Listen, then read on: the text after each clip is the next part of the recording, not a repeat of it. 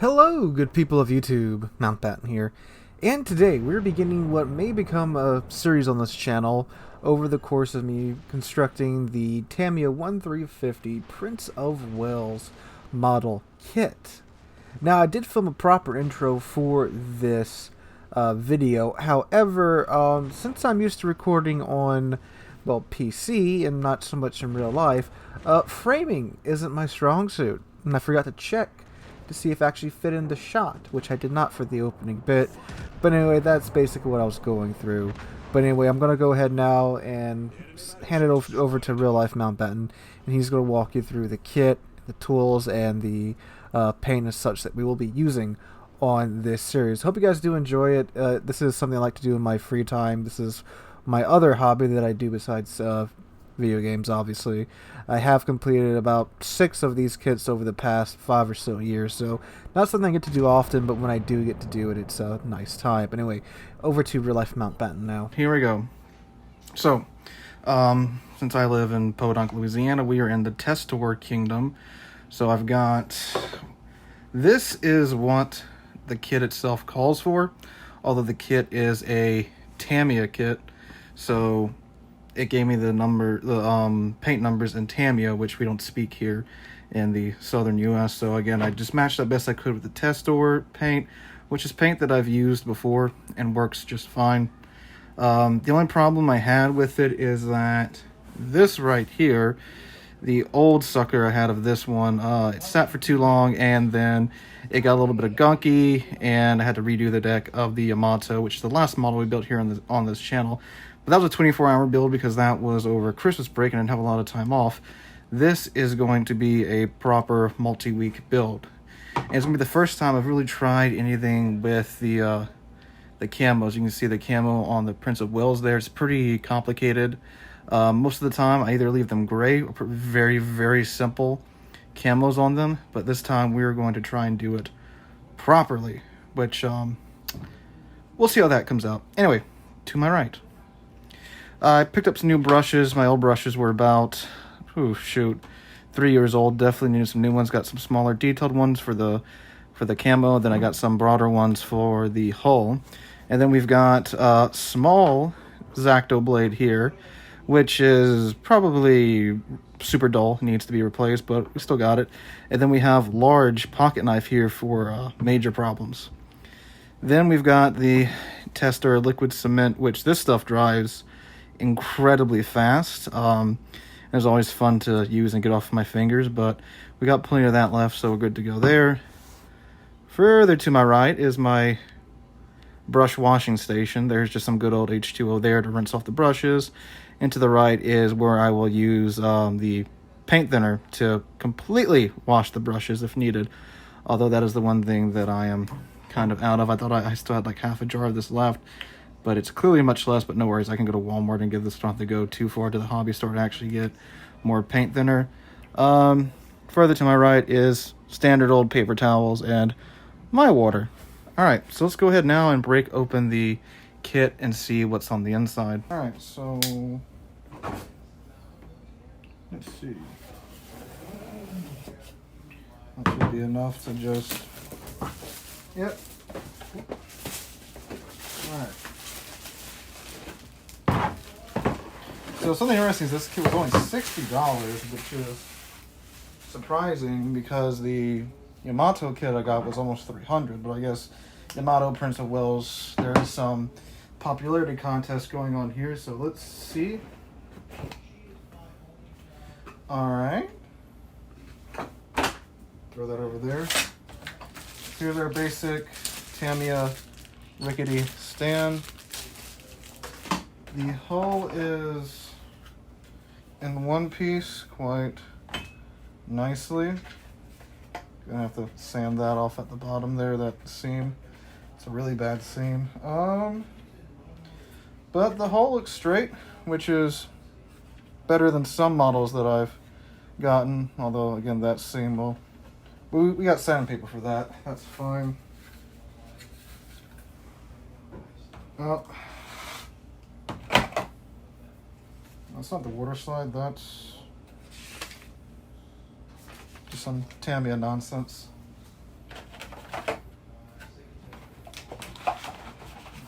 there it is. The instruction. This one's actually got some color on it. The Yamato one was just black and white for $300. Just the angle there. That might be a bit better. I don't speak that. Maybe some of y'all do. Ah, yes, that's the Weeb one. Here's the English one. There we go. Yeah, this one's in color. That's, wow. This might be a newer kit than I thought, but alright, cool. Alright. Water slide decals. Always nice.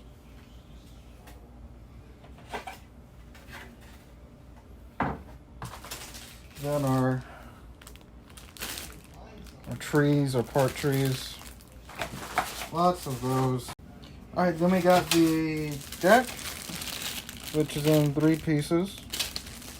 Gotta say, this has got a lot of nice detail, and I'm not sure how much you can see there on the iPhone. It should be in, I think, in 4K recording, but that looks very nice. You can see the slats. There's some nice detail on there too. Definitely one of the nicer ones. This kit must be newer. Most of the Tamiya kits that I've gotten were from, I think, the early 2000s or even the late 90s.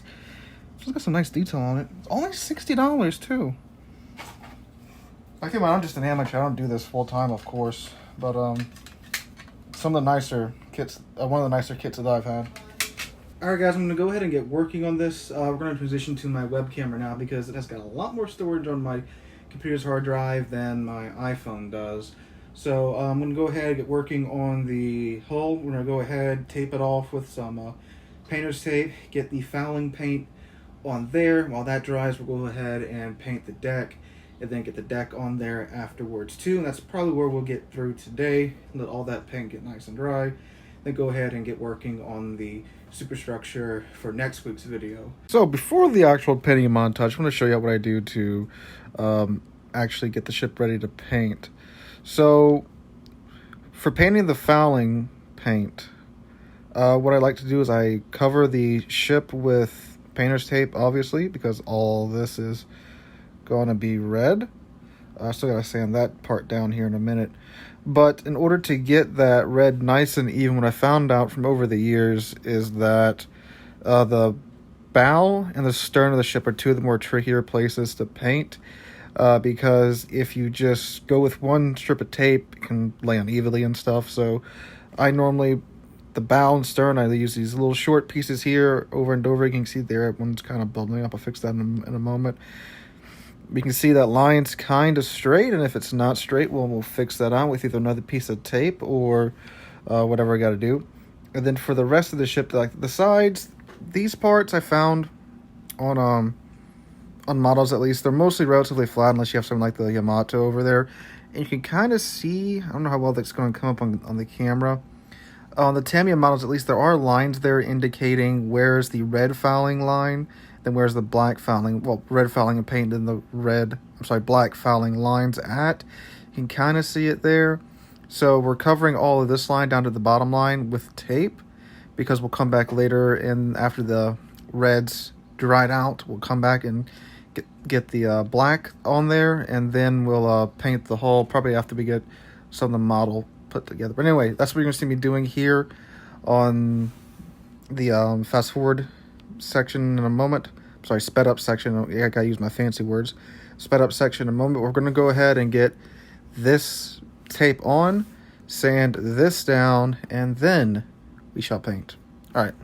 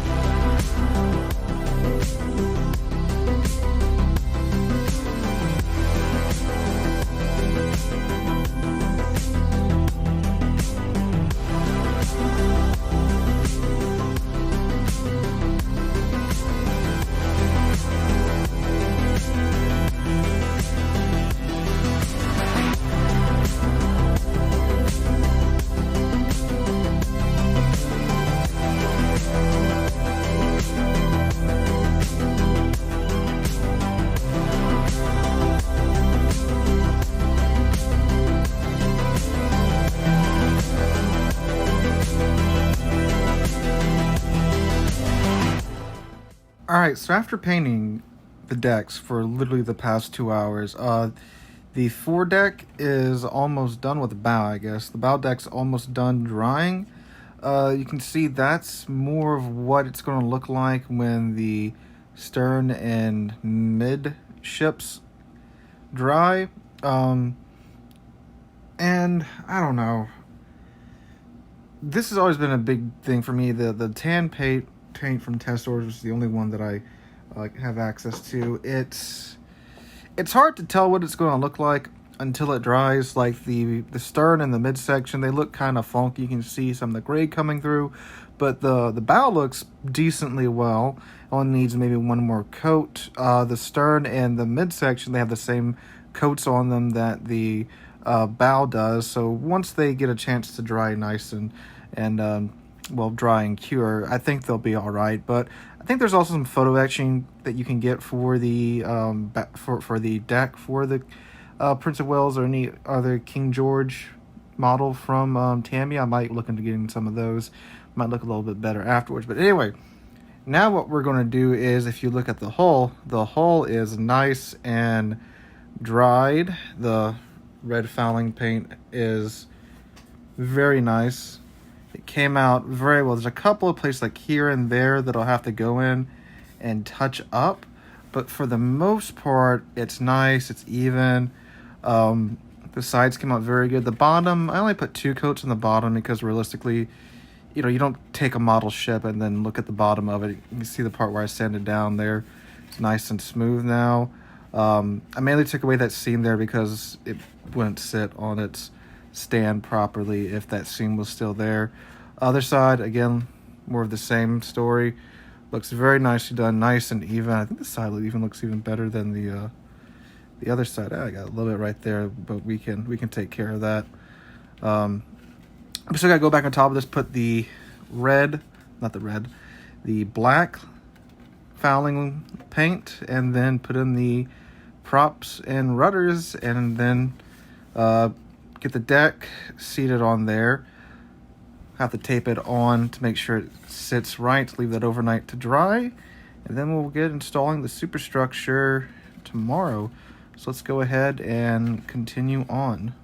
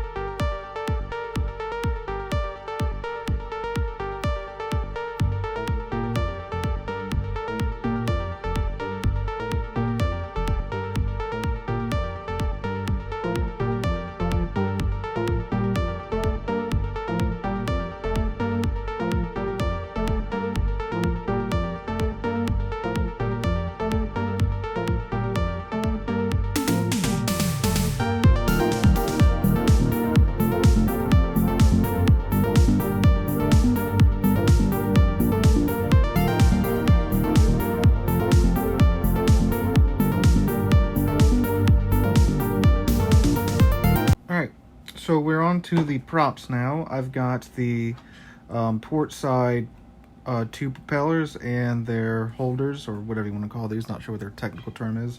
These are going to be painted red. The propellers and their shafts are going to be painted gold. So we're going to go ahead and get going with the braces. I guess they're technical. I have a paintbrush in my mouth right now because I'm using both hands. Yeah, funny story about the red I got here. So I went to Michael's, or one semi-local craft and hobby store, and about all we have out here, and bought 2 of these red paints. And when I got here today, you might have seen it earlier on the little painting montage. Make the camera in a better place. I opened them and I thought they were one of my old ones. So closed it, went back and opened up another one. And I kept doing that over and over and over again. Turns out that see, that's a better angle right there. For whatever reason, one of the two bottles that I bought at Michael's was completely empty. Bought it straight off the shelf, didn't ask anybody for it or anything. So yeah, I guess Michael's got, well, I guess in the end I got scammed. And someone, I guess, used an entire bottle of red Testors paint for one of their projects and just gave it back to Michael's. Or returned it and probably got a full refund. And I should have put the pepper down beforehand. 1 second, guys. There we go.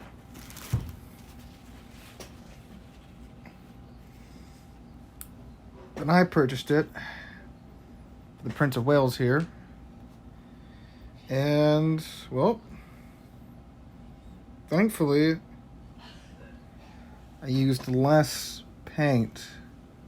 red paint on the hull than I thought I was going to need for the Iowa, the Yamato, and of course for Enterprise CVN 65.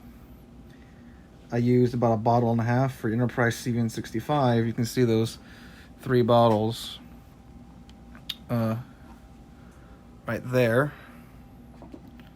Those were all for her. I just kept the excess around, which, I mean, there's not a lot of excess in there, but what extra I had, that's a good zoom on here, go figure. It's a $1,100 camera, well, phone. Kept that around just in case I'd ever need it. And thankfully today I did not, because most of it's dried and gunked up.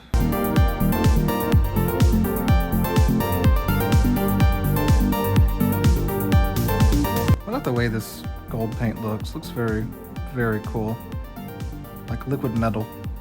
It is metallic paint, so I got your shirt look like a liquid metal.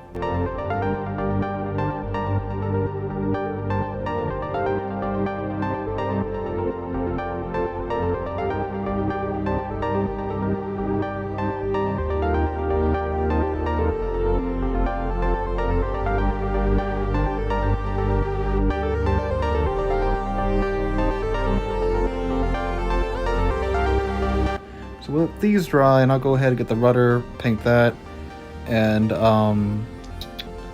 let all that dry, and then I'll catch back up with you guys when we're ready to put that in. I won't bore you with painting the rudder and another set of props. All right, so we've gone ahead. We've got the next parts painted, including the rudder. It should be dry enough to go ahead and put onto the hull, and ooh, that one's a little tacky.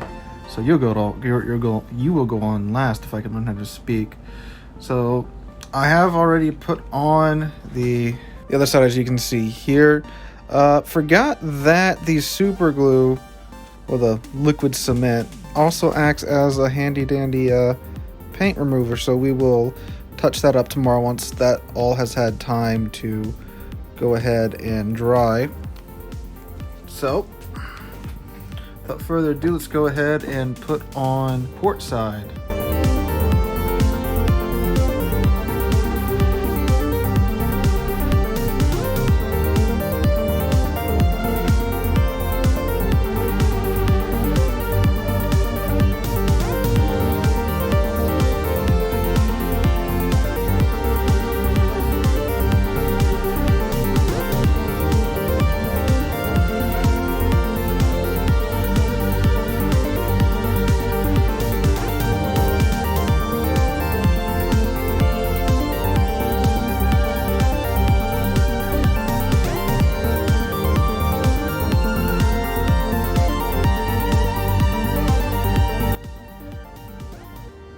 Good. All right, I don't know how well it's coming up. You can't see this little streak right there from, I think, a little bit of wet paint on the paper towel that I used to pick up. We'll try and get the glue off the hole, and the glue removed some of the paint there, but no worries. After that all dries, I'll come back and hit that with some more touch up. Let's go ahead and do the last thing that we're gonna do today. Well, not the last thing, the second to last thing. And put the rudder on. So apparently, the rudder is in 2 pieces. Stick together like so with some glue. Clip it on right there. So that's what we are going to go ahead and do.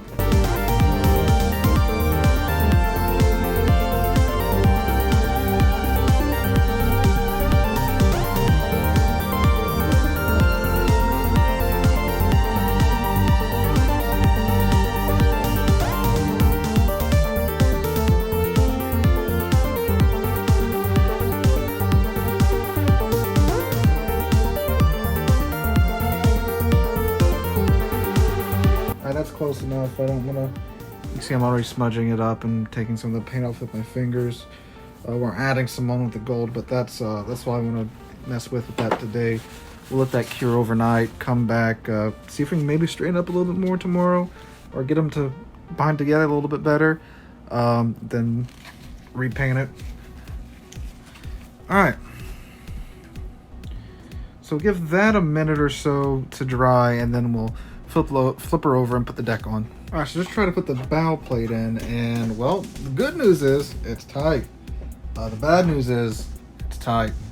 That's okay. That's better than having gaps. So we're gonna go ahead, put a little bit of glue right there, there, there, there, there, and there, and go ahead and get this bow plate in.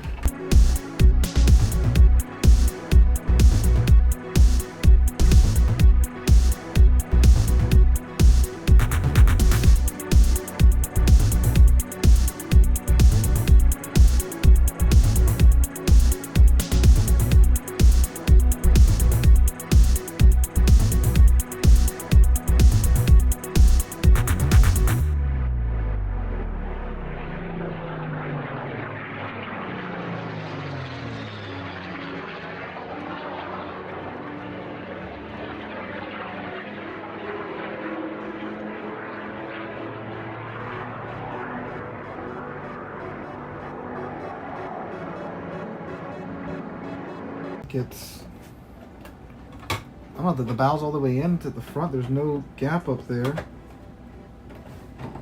Oh, it's just like not even. Oh, guys, you guys can see that it's barely focus. I don't think it's even a shoot. I don't think the U.S. measurement system, the imperial measurement system, recognizes a gap that small. But don't worry. We have sandpaper.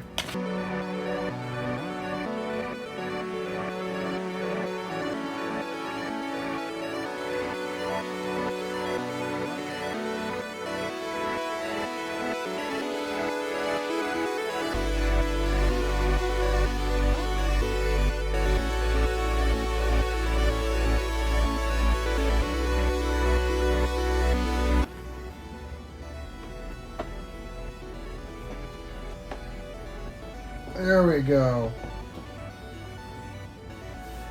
Nice and snug fit now. Jeez. Alright.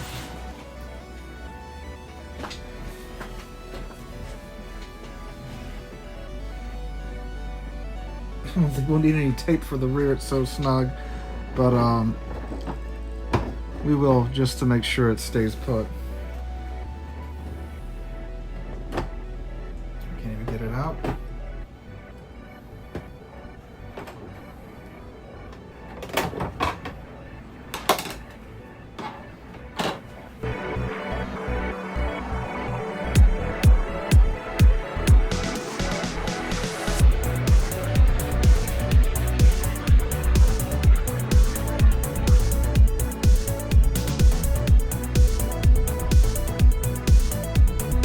Alright boys, well here she is now, done for now.